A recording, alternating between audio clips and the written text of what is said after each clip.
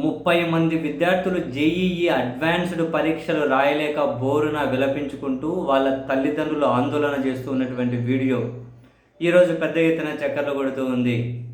30 మంది విద్యార్థులు JEE advanced పరీక్ష రాయలేకపోయారు, బోరున విలపిస్తున్నారు. వాళ్ళని అడిగితే వాళ్ళు చెబుతూ ఉన్నారు ఆ వీడియోలో స్పష్టంగా, డిప్యూటీ సీఎం కాన్వాయ్ వస్తుంది అని చెప్పి మమ్మల్ని ఆపేశారు.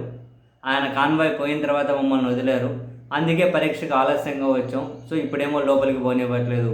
ఆయన కాన్వాయ్ వల్ల మమ్మల్ని పోలీసులు ఆపేయడం వల్ల ఇట్లా లేటుగా వచ్చాం. సో మాకు మళ్ళీ పరీక్షలు రాసే అవకాశాన్ని ఆయనే కల్పించాలి అని చెప్పి ఆ విద్యార్థులు ఏడుస్తూ ఉన్నారు. ఎక్కడంట?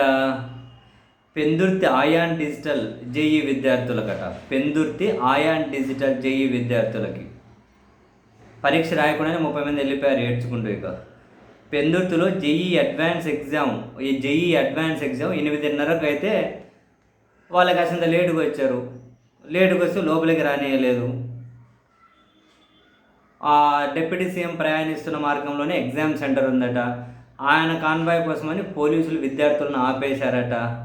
ఎందుకంటే ప్రోటోకాల్ పోలీసులు ట్రాఫిక్ నిలిపేశారు కాబట్టి ఆలస్యంగా మేము వచ్చాం, మమ్మల్ని ఏమో అధికారులు లోపలికి పంపించట్లేదని వాళ్ళేమో విలపిస్తూ ఉన్నారు.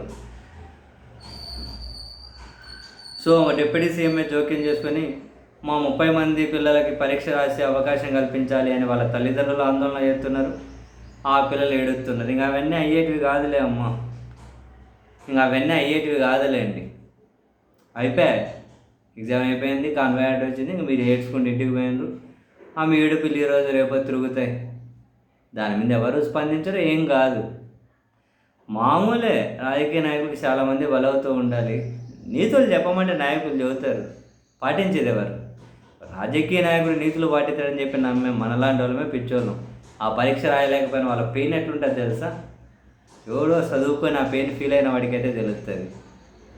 సీరియస్లీ.